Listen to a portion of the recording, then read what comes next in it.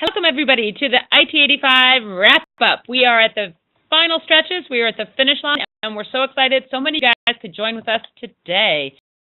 We'll start with a self-assessment of your G Suite usage. So you know where you started. Where are you now? Like, what number best describes you as a G Suite user? When you share this response, you're going to type number in the chat. I have to admit, I'm a 5. And please make sure it goes to all participants, not just to us hosts. That there's not good reasons to send a message just to us if you want to, but this is when we want everyone to see your answers.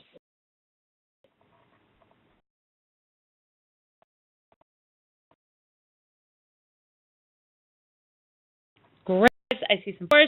Some of us are 3, but the best part is I know that those 3s probably jumped from a 2 or a 1, and maybe those 4s went to 5. Great. Maybe you guys have a where we're feeling right now after taking this course. Go to, so you guys gave me a response, and I bet you noticed how fast that response went. 4s, 3s, 3s, 4s, 4s, right? Lots of numbers. So we're going to use a calling strategy during today's presentation, and it's going to be what level you're at. So we think this will divide us up nicely. So are you elementary, middle, or high?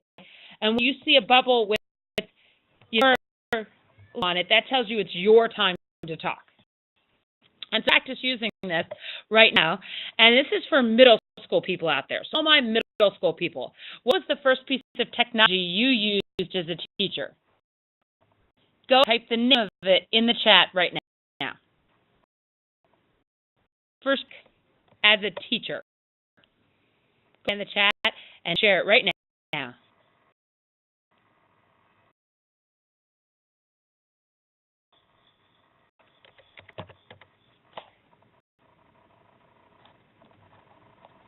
Of course, some of this will show our age of when we came in there. For me, as a kid, I helped my mom with mimeograph machines. Anybody out there use them? If you did, you can say yes or mimeograph. You can share that in the chat. Oh, Lisa, you did. Thank you, Paula. She's been with us for a long time. And if I was a tech ed teacher, I would tell you that a pencil is a piece of technology. Those overhead polos, totally. Mirror a new teacher and Chromebooks, you've started with it. Wow, how cool is that? But we all use technology, and we use it all the time. And Paula, you guys who don't know who mimeograph, I'll give you to, Google that later. But yep, I was always cranking them from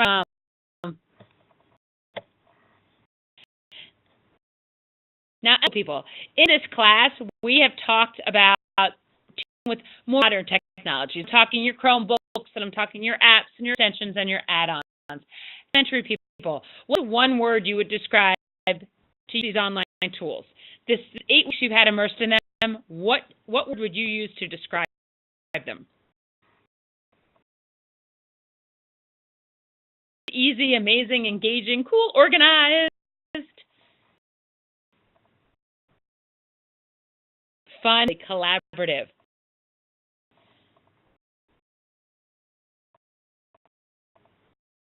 And 2 together. Matt, if I put yours efficient with Diana, you're ever changing. We can be really efficient, but it does mean we do have to ever change to keep up with them. Now I'm going to ask my high school people, what's your favorite app, add-on, or extension that you discovered in this? Like, what is your favorite? It doesn't even have to be just this class. Like, if this is, you've looked at so many. You're on a desert island. We're not limiting you to G Suite. What's your favorite? Mine is Slides.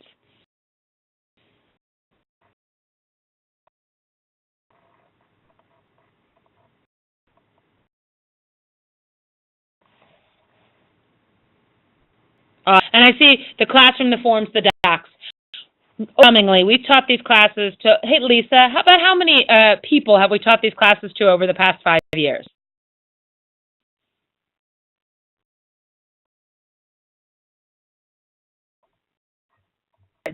I'm guessing 300, 400.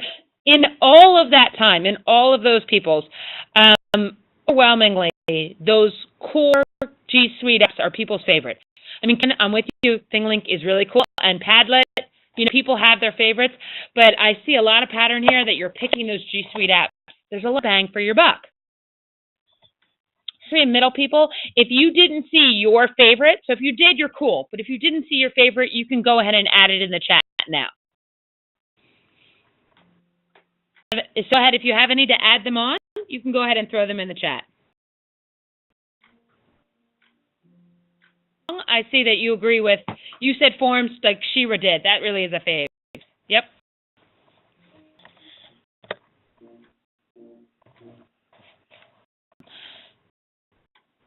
So, like, well, just seeing that list of apps tells you how much you've explored. We'll talk about them today as a group, but I'm just calling strategy. If you see a stop sign like this, it means think time. Don't post. So if I ask you a question and you see the stop sign on the screen, type it in the chat. Kind of like prep your answer like you're getting ready, but don't press send yet. That gives everybody a chance to give think time, and it will slow down how fast our chat moves. You see, and then you'll put it in chat. It's a green circle like you saw with the HS, ES, and MS, and that means you can post as fast as you want. It's like fast. And I'll be telling you what group is in the green circle. If it says everybody, then just post. No need to wait. Right? If you have any questions on that calling strategy, you can put them in that. But you're good to go, like you agree with it, go ahead and give me a smiley face or another emoticon so I know you're ready to go. That's a digital nod. You know, I agree with you. Okay, I'm ready to roll, Carrie.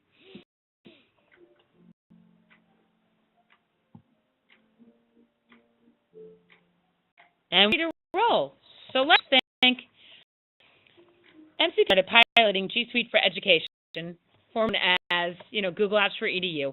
And we did so because we were looking for this 21st century tool. We wanted to be able to provide students and teachers the tools they needed to exist in the 21st century. The tools alone, research tells us, are not enough. We can't just plop down a whole bunch of tech, the research shows over and over again, and expect that it will be used to improve instruction. That's why we paired it with the levels of technology integration. This gives a framework for looking at instruction through the lens of technology, and it really has been the backbone of this course. Do a quick walkthrough of how one app, this is the most popular app, 28 of you picked this during our app reviews, how one app can be on all levels of this room. And I have a little green bucket up here. If you've used it, say yes in the chat. So if you just say Padlet, or you really like something online, you put exclamations after it. So if you really liked it, you can add more exclamations. Awesome. So many of you, 28 people picked this app. And why I love it is because it really does cover all levels of the. And one of the messages we try to give people is there is no bad level. It's not like if you're an entry, that's like a misnomer, like, oh no, you're an entry. Really, it's about making the right match to the tech. The things you guys told us. A Padlet, like Susan, you came and told us you might use this to pass information. So if you put the Padlet on the screen and use it to deliver content, you're being entry. Fantastic. You might also use it to engage students in a lesson, but it's a conventional and traditional use of it. Perfect. That's how you can use Padlet as entry. We have adoption here. Maybe you're using it to brainstorm for research. Maybe you're using it with high-level readers for a written response. Because adoption is that direct students in the conventional procedural use. You're telling them how to use the app. Important because they need to learn how to use it. So your first adoption might be really direct instruction.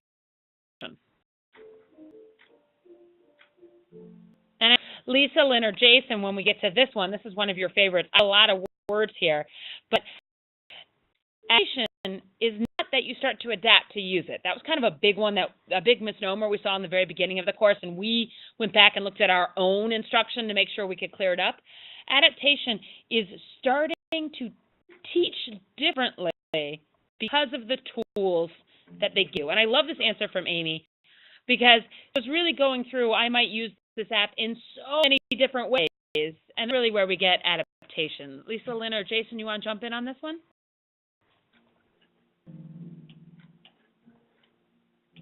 level where the teacher is really starting to let go. So you're giving more and more control of the technology to the students and giving them the opportunity to explore and use it themselves. So it's a level like, yeah, I hear you, Paula. It's hard to let go, but really letting them get that hands-on experience on their own. I saw that a little bit today in a kindergarten class where I was working. We had introduced the technology, and some of the kids went right through and then came up with great ideas on a way to use what they had done successfully. You just things clicking. I'll just add, for you that are those kind of control freaks, where you can still have a little control, where you're giving them a specific technology and they explore it in different ways, rather than saying, here's the good luck. So it's kind of a way to keep that control, but still let them have choice with the technology they're implementing. I love that. That's why those entry phases can be so important. As you start to model it, you start to direct it, and here you start to let go. You can see how this is kind of a comprehensive plan to where we get to infusion. And Amy, you had another good one on infusion as well, about, and this is the point where this team provides the learning context, and students start to choose and match the technology. And I know, Lisa, if you want to start on this one, you've done a lot of work with this at the elementary level. You want to jump in and share some insight?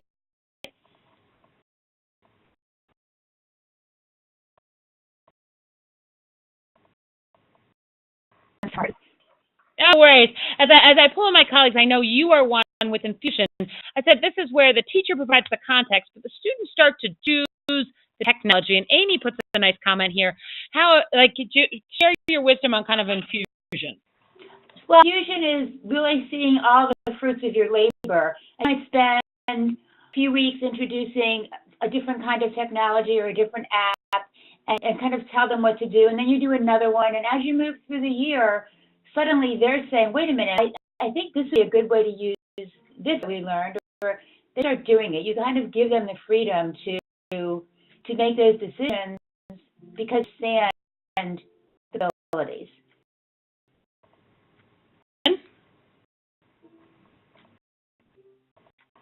Lisa did a lot of work with me when I was still school-based in our school with, almost giving a criteria for the technology. All right, we're gonna create a presentation. Think of the different tools you've learned about, slides, Powtoons, what it may be, and then the students got to choose what they were comfortable with and what they felt like was the best fit based on the criteria for the project.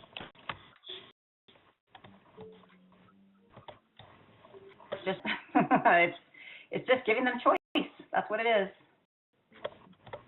And I threw in the chat, it's just in the recording, I did this with high school kids, and it was a happy accident that I did not have time to demo the text. It was online summer school, it was really fast, and it just didn't happen. And I sent them off, and they came back and amazed me. By framing an assignment with different choices, they were able to make really good choices. So that's really, I think, building on what everybody's saying here. Give them the choices, model it, and then trust. And I think part of infusion is also letting them make the mistake of choosing the wrong app. You say, oh, I'm going to do Blogger, then I'm going to try something new, and let them realize, no, that probably wasn't the best way to go, and let them come to a decision on their own. I think that's really them modeling that they get it. Nice. And I will throw that link I told you about is now in the chat, and I'm going to jump you to transformation.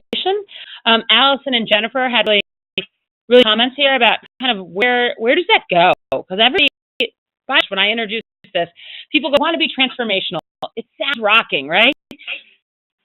And yet be transformational all the time. It's kind of this is like the overall vision of a teacher that encourages these tools, but it really also is that we've maybe crafted, support guided those lifelong learners that can use these tools long after they leave our room. And I know my colleagues, please jump in now, you guys feel the same way. And when you see this, it does give you the chills, doesn't it? Yes, and I think when students become the teacher, where they are so comfortable with what they're doing that they want to explain it to others. That's transformational as well. And when I was in the classroom many, many years ago, we used to name processes based on the student who taught it.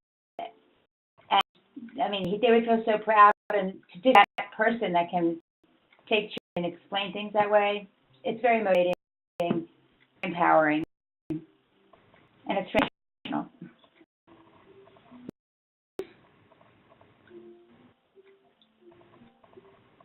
A level that we'd all love to be for every single app, but it's just not possible. So transformation to me is just home doing whatever, and like I grab some technology to help me out because that's what I naturally do. And when we get to that point where they think, oh, I could do this best using this, that's transformation. It's when they say, I don't need paper and pencil, I'm going to do this, or and sometimes it's appropriate for paper and pencil. I'm not anti-paper and pencil. And transformation is when they get the tech, they're using it naturally.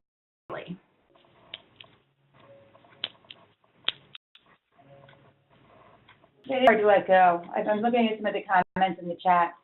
It's hard to let go. This quote from Education Next really has struck with me. A really powerful marker of individual differentiation.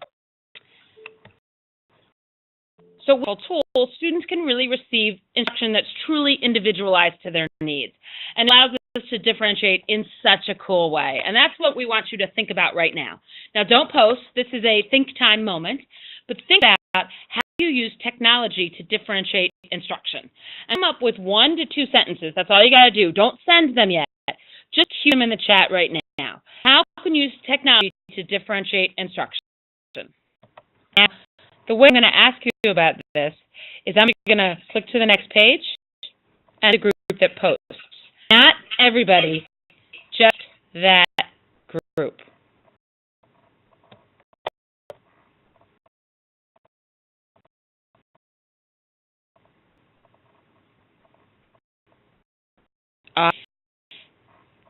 I see differentiated reading articles that you guys are gonna like my next page. Using Classroom, that's so cool. Classroom, if you didn't know now, allows you to target different groups. Allowing choice. Lois, allowing choice. We have some more ideas. If you're looking at the have already come through, and you've seen Google Classroom, or you said Newsela, or you say different choice and forms, just delete your answer. However, you have something to say that is additive, not repetitive, and your entry, go ahead and share right now.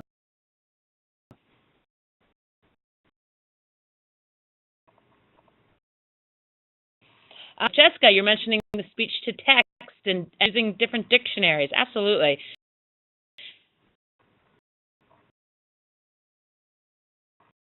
Different on student needs. So there.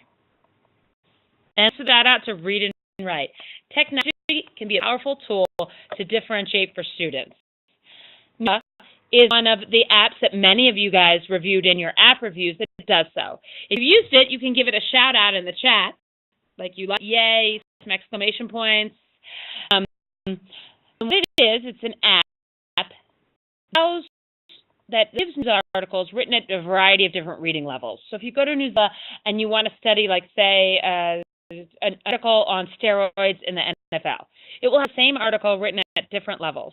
This will allow you to be able to use the same articles with students at different levels to get to the same task end. And it is, by and large, in the past 5 years, one of the most popular apps that always comes back for review. Stephanie shares, thank you, please do this. They also include reading comprehension questions and vocabulary. It is very helpful with IEPs. And it's just interesting. Everybody says it's just interesting, right? Tamara had mentioned that it's Common Core alignment, which is also totally useful. So, Newsela for you.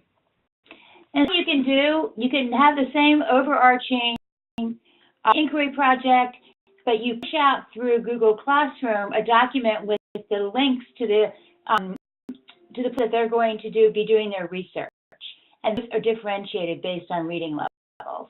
So these really don't even know that different groups, different ways that they're going to achieve their goal, but everybody's goal is the same because everybody needs to do this inquiry project, but how they'll reach their decisions and how they'll write their answers are different links that they're going to use for research. So using Google Classroom in that way is really key. I have an answer for the question on does it work with different languages. I do know the site will translate if you use a translation extension, but one of my colleagues will loop back and does it work with articles in different languages and fill in that info because that would be awesome. We'll throw that in the chat. The other one that was also extremely popular as a way to differentiate was ThingLink. If you used it, share yes in the chat, and you got out just like folks did, like Stephanie did with the last one. Anna told us this was really useful for visual learners, so it was a way to differentiate to style because it embeds text and video.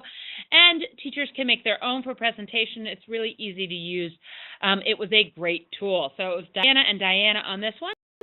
And overwhelmingly, another really good app.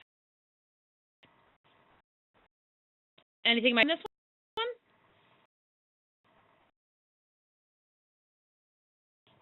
And it's just fun, and the kids enjoy it as well. So it's fun. I also say that Zella does have reading for Spanish. It doesn't have other languages, but it does provide 4 different reading levels per article in Spanish.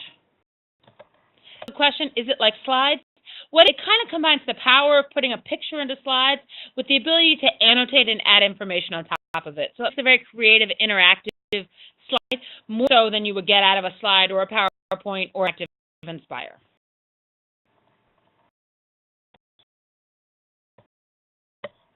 One, stop and think. How can you use technology to help you assess what students know and can do? Go ahead and queue up your answers, and we will share. All right, Tree, you get to go first.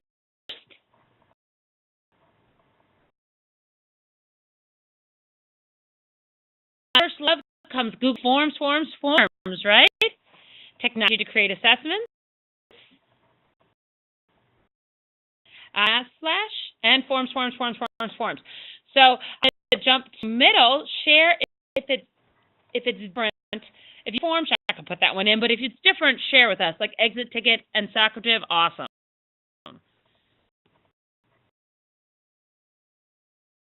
I like your angle, coming with Prezis and Powtoons for culminating projects. Cross references Nearpod, which is a very cool assessment app. And students still love active expressions. Use that technology. If it works, it works. And to add, if you've already seen it, no need to post it, but if it's new, share. And so pull on a Padlet. I just can tell it has a place in your heart. A place in mine as well. We have one that nobody did a review on, but we want to be really cool for you to be able to throw this one at you. It's called Edpuzzle. If you've used it, say yes in the chat. And what it does is it allows teachers to upload a video from another site or one you created, and then lets you put assessments into it, like little questions. So it creates a chance for students to check what they know, but it also creates this really cool learning. They watch it. It's kind of how you want to do video. If you've always wished kids could watch a little bit of a video and then engage and then jump back and forth, this is what Edpuzzle does for you. And as Lois and Shira mentioned here, and too, we love this app. So this is a fun one. If you want to note it down, it's a good one for you. And a couple you mentioned Socrative. Give it a review. A couple of you guys did. It's related to Common Core, and it's exit tickets, informative assessments. A couple people in their reviews said they didn't know why they would bother to put all their questions into Socrative, which is a fair when you have forms and other places. But this image I threw on the screen for you right here really might be a good reason. It allows collaborative games. So the students are answering questions as a team or as individuals, and they race against each other. And I have heard from people anecdotally in middle school, this is extremely motivational. So if you're looking for engaging students, assessing what they know, Socrative is really fun.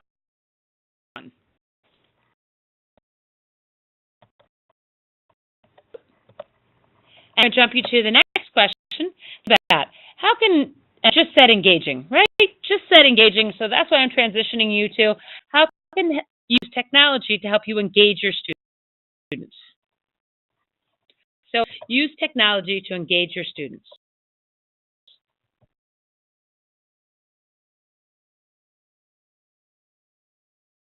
Time, all secondary. Share away.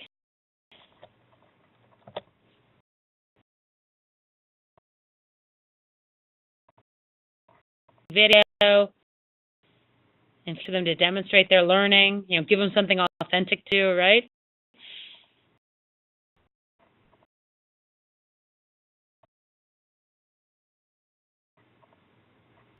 To attend to orally, right? Quizlet, questions, having them review and take notes. Express themselves.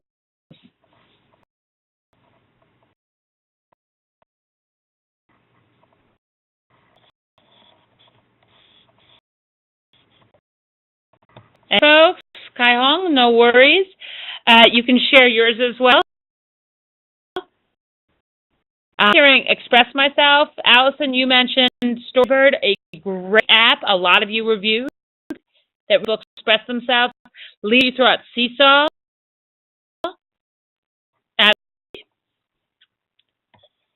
And it says students love to use technology, and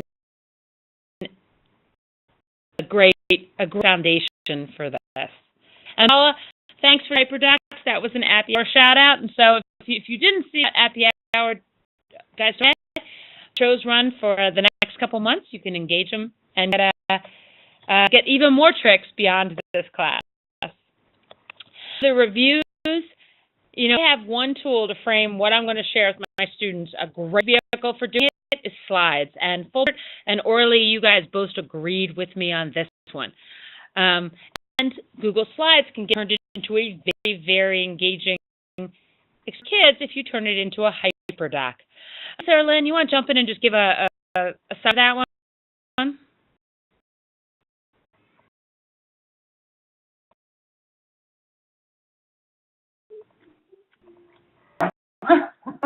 You both probably talking, and we both probably didn't turn our mic on there, but everyone waited with bated breath.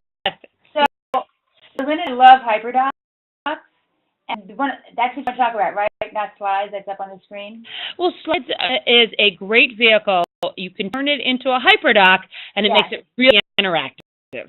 And so Google Slides is very user-friendly. You can do many things on slides, as my friend Carrie has shown me in the past, that you cannot do on docs. So you can turn your slide into a doc by going to page setup and changing the setup features, making it 11:8 or is it 8:11. It's just much more user-friendly. Lynn, talk about HyperDocs. Excuse me. HyperDocs are not worksheets at all. They're not just a piece of paper or a Google slide that's been transformed with some links on it. It is an engaging, it follows a certain criteria. We'll post some stuff in the chat. We'll get some links for you in there. You make an engaging lesson, like it's like self-paced, and the kids can pick and choose and move at their own pace. It's awesome. If you're not using them, we are going to strongly suggest and recommend that you try some and see how they work with your students.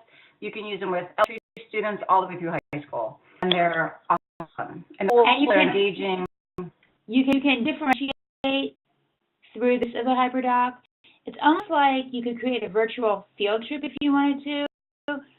On this HyperDoc, you have links for their learning, links for them to see videos, ways to show what they know, very engaging, and like Lynn said, self-paced. So right now, Lynn, in my drive, just put a couple of links in the chat. If you haven't started on your lesson plan project, we know you all have. This is a nice way to frame. This would be a nice way to frame some instruction. I know, Paula, you were mentioning the curriculum. This is a really cool way to get engagement that I know those 8th grade curriculum writers want you to have. And here's one that didn't get a lot of reviews as an app. Apps are just web pages, and so that's it. If you want to make your presentations rockingly awesome, Slides Carnival is a friend for you. I know Lynn will throw a link in the chat. This lets you capture and collect really great templates for Google Slides. So make sure presentations pop and sparkle and look fantastic. Because as I know, Jason and I, Jason has a background in graphic design, the more the better visual is, the more they will remember. Right, Jason? Put in the chat the Great Chocolate Milk debate. Just a simple one to give you an idea of what we're talking about, but it provides for them everything they need in order to come to a decision about whether chocolate milk should be in the cafeteria. An example. So thanks for that, Lisa. That's an example of a hyperdoc, which you can use Slides for, and Slides Carnival can actually help make your hyperdoc look even better. At least a lot of reviews. This is our second most reviewed on Powtoon. Powtoon allows you to create animated videos and presentations, and as Rue mentioned, both students and teachers can use this. It does all the kind of voice recordings and images that you want, and it truly will engage students. It's a really cool tool. And if I can throw that, of course, in the chat, and I'll also share, it really is pretty easy. You come from 0 to 60 in no time.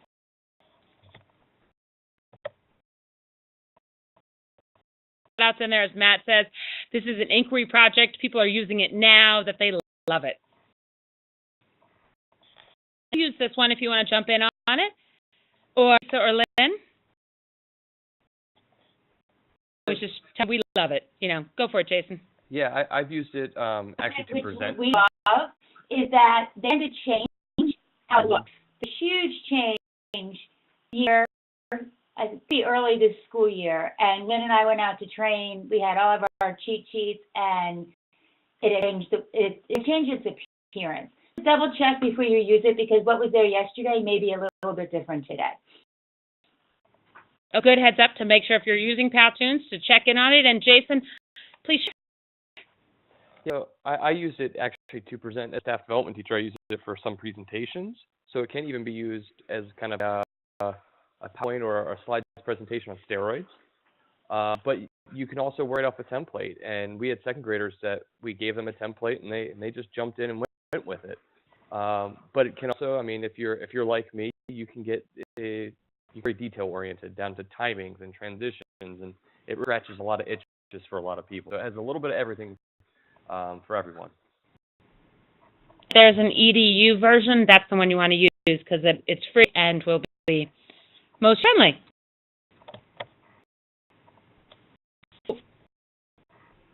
Graphic organizers, warm and fuzzy. Let's all have our little graphic organizer hug to ourselves right here. And a lot of you reviewed these three, which was new to me, Lucidchart, and MindMap. This isn't everybody. Which one are you a fan of? If you're a fan, I guess it's not really everybody. But if you have a pick, we just want to do a fast chat. Which name of these guys, which one do you like best?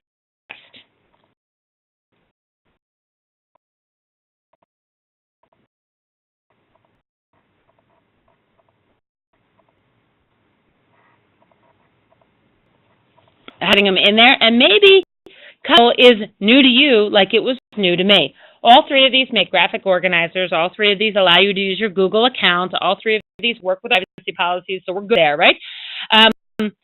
Three, when I looked at it, if you haven't tried Kaggle, maybe I've heard some people are like, MindMap is a little complicated, or Lucidchart is a little too much. If you don't have a favorite, I'm going to recommend Kaggle. These are graphic organizer tools. They are all useful, they're all good, and they're a way to help you organize information for students and let them engage it themselves.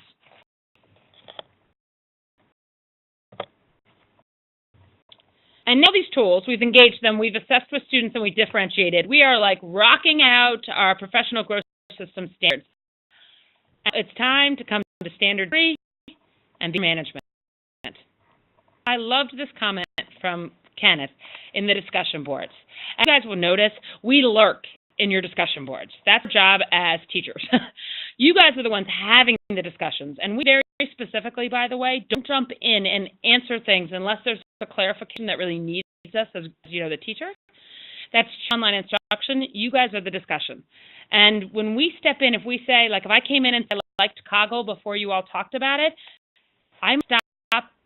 Oh, well, she said it. She's right. So do that. But we do lurk in the discussions, and we watch what you say, and we summarize it, and we get really excited. And this excited me. Went from saying, my kids don't want them to.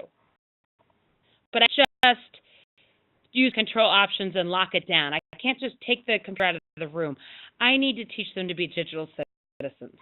And this for all three of us, as all four of us, all other three of us, this was a big aha moment for us when we started to think about how to manage a classroom. It's not the tool, the link to school to stop, although it's useful. It's about digital citizenship. I'm going to invite my colleagues. Jason, why don't you go first, then Lisa and Lynn, get out about our kind of vision for behavior and digital citizenship. Well, behavior management is not forgetting that old bag of tricks you already have up your sleeve, and it's just expectations we lay out for students. Coming from an elementary school, we have our PBIS expectations, and for the cafeteria, we have them for the recess, we have them for our classroom. Well, it's also setting those expectations for digital use, and those up front. So that's that one. It's marrying your old school with this new school, always setting those expectations.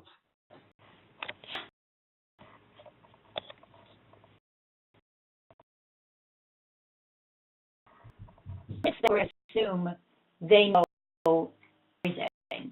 They are the digital natives. They're born holding an iPad, and they know how to swipe, but so much. And maybe it's just using it for games.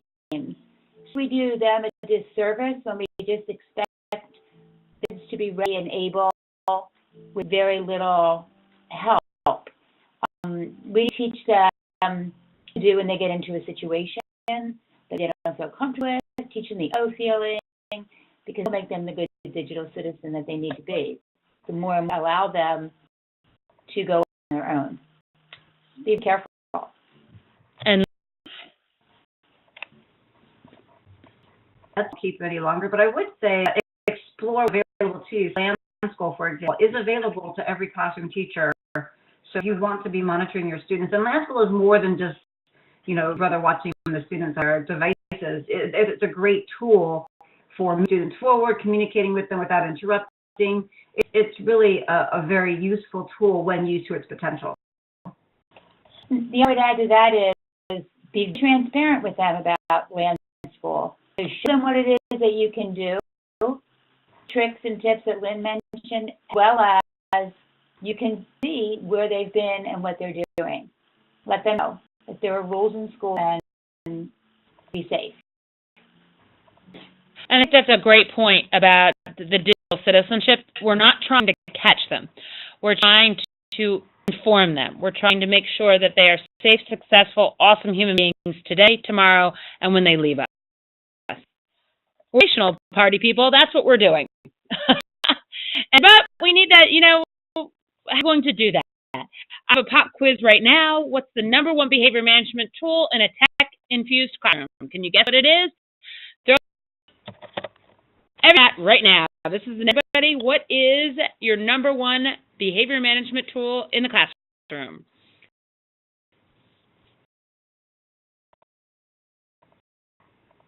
Go in there right now.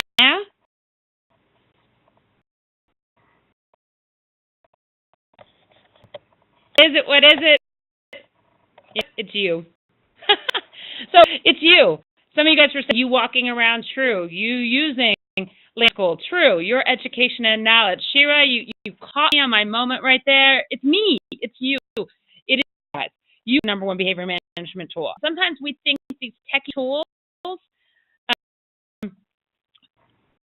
sometimes that it's you using the right tool at the right moment, the right conversation, the right time to slowly close the computer lid, the right time to have a conversation, the right time to walk around, behavior management by walking around. Now, they're all the ones that were reviewed as part of your guys' app reviews. I went and pulled all of them. I have to admit, I couldn't find StickPick anywhere in the App Store and by Googling it. So I have to do a little bit more research. If anybody has the link to it, you can shoot me an email. It will be super exciting. I don't know this one. But I am going to pause here, though, and make sure when you choose to use an app, make sure to use it with our privacy policy in place. MCPS does have a privacy policy, and it regards, and it's not just ours, it is COPA and FERPA, and it is the law and MCPS policy that don't use apps that collect information, identifiable information on kids. And if they do, we need to have a relationship with them. So if an MCPS has a relationship with Google Apps for Edu or G Suite, so they collect information, but they also apply with all of FERPA. So some guys mentioned using ClassDojo, and we know people love it and work it out. And with their privacy policy says anything bad. Sorry, I'm not a lawyer. I'm just married to one. But they do collect identifiable information on kids, and that does actually violate MCPS policy. So we will let you know that if you do use this, make sure your principal is aware and that you're being really clear to your parents, because you want to make sure you cover yourself, because that's our policy. Lynn, jump in on that.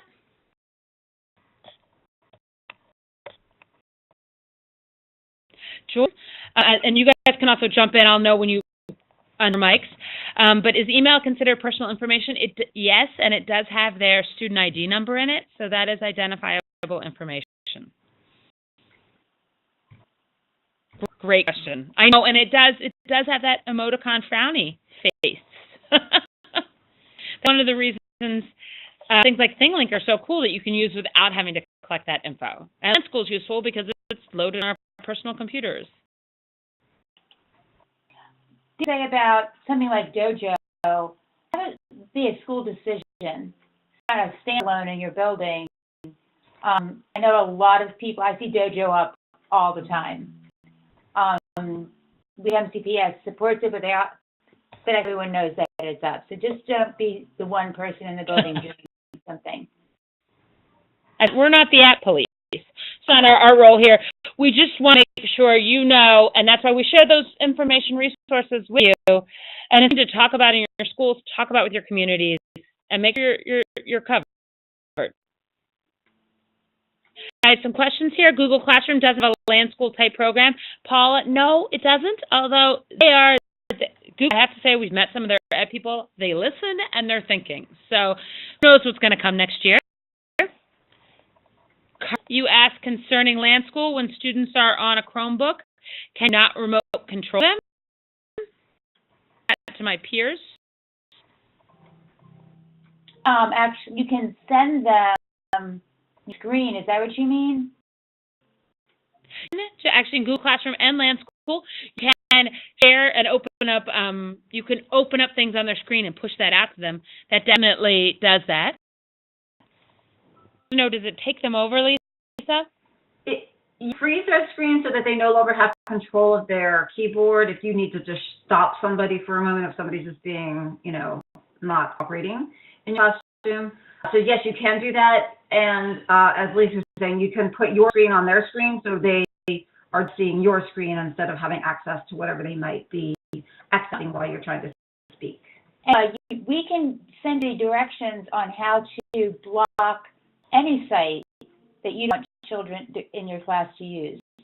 So kids. Exactly. So they have those actually, and those are listed in behavior, and which is our second to last one. You have all those directions on how to block them as well. And block the whole class, or you can block one student. And it's very powerful. Mentions you can also black out their screens. We're so powerful. Yes, it Do is. it once. You don't necessarily have to do it again if you're hitting your digital citizenship well. In my opinion, the key to all of this is to be the kind of digital citizen where they know what's wrong and won't do it. You know, ideally, everyone would be that way, but if they understand the seriousness of it and that they have work to do with their Chromebooks, that's one. You want them to, you know, build up that feeling of being a good digital citizen. Yeah, you can check them, you can walk around, you can check land school, but there are teachers that don't do that. And their kids have a, you know, they've just understood respect for what they're using. Talk about using that technology that they have in your classroom to be more equitable. Now, many of us, most of us hopefully, are working in our schools to talk about qualities of equity, to talk about diversity, to talk about race. And right now, and cancer. And I'll do our little share thing in just a second, but go ahead and cue that up.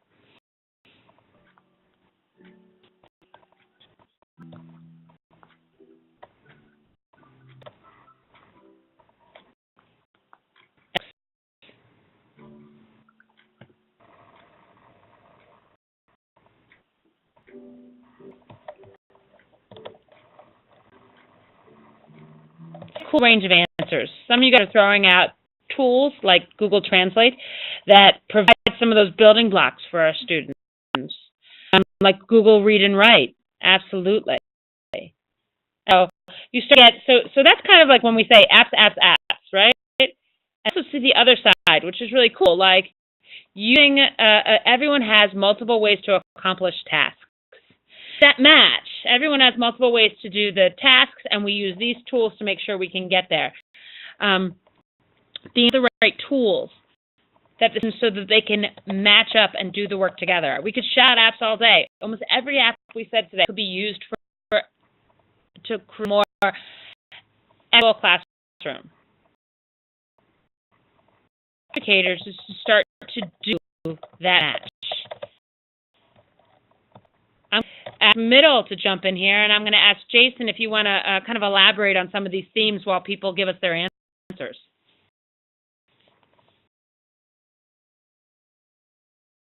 Yeah, and for me, when I read this question, I think about the use of technology and equity. It's less about the achievement gap and more about the opportunity gap.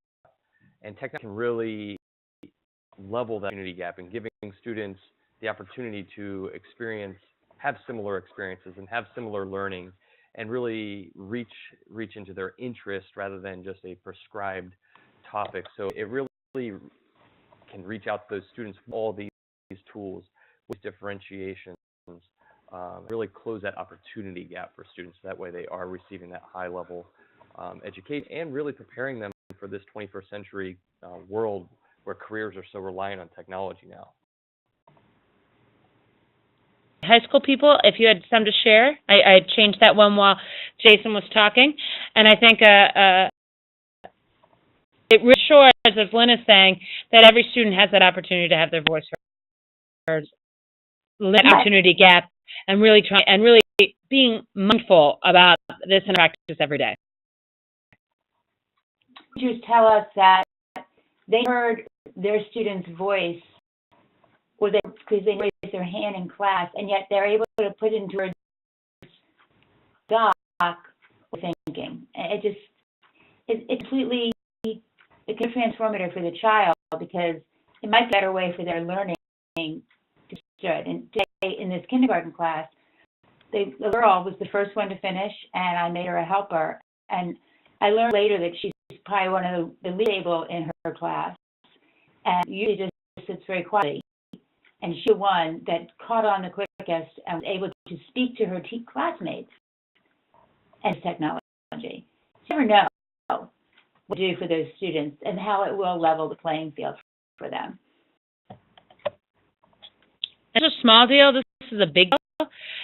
Catherine Lamont was the Assistant Secretary for Civil Rights, and I have it documented here, but wrote a letter, the Office of Civil Rights did, addressing guidance to schools and talking about access to these materials and what can impact the quality of students' education, and that these digital resources need to be provided for students so they can properly deliver, enhance, and personalize the curriculum. This isn't just icing on the cake. Isn't it nice they have a Chromebook today?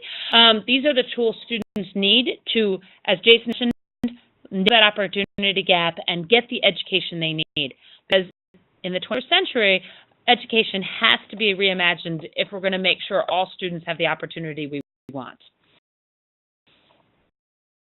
Learning doesn't stop. Now, everybody's seen, if you haven't, you can say no, but has anyone seen this display at Central Office?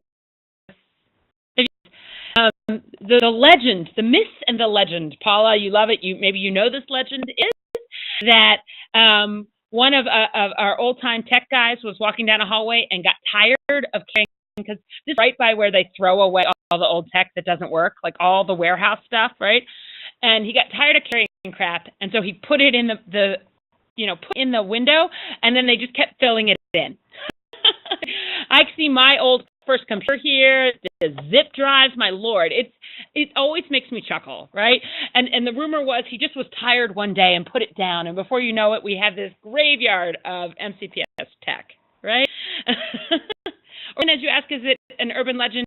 It's this I tell, but as my husband will tell you, not all my stories are as true as I like to believe they are. Point is, every single one of these pieces of technology did something in some way to enhance and inform instruction if you knew how to use it. And you guys have the power right now to into the new technologies that come to your classroom to reimagine your learning in a digital age. And we want to share out to you that's going to look different today, it's going to look different tomorrow, but if you go back and you think through instruction from a lens of Lodi, match in strategic thinking about assessments and about equity and about engagement, then you're going to create that next future. And it's really about what you do, how you match the cool new text instruction to make a powerful room for your students. And we're so glad you took this class with us here today, because we think the work we've seen from you, that our kids are being great hands. And that's kind of our wrap-up moment, and I'm actually going to give the mic to each of my colleagues. We'll go Lynn, Lisa, Jason. Give your parting shots, because I think everybody did a really great job.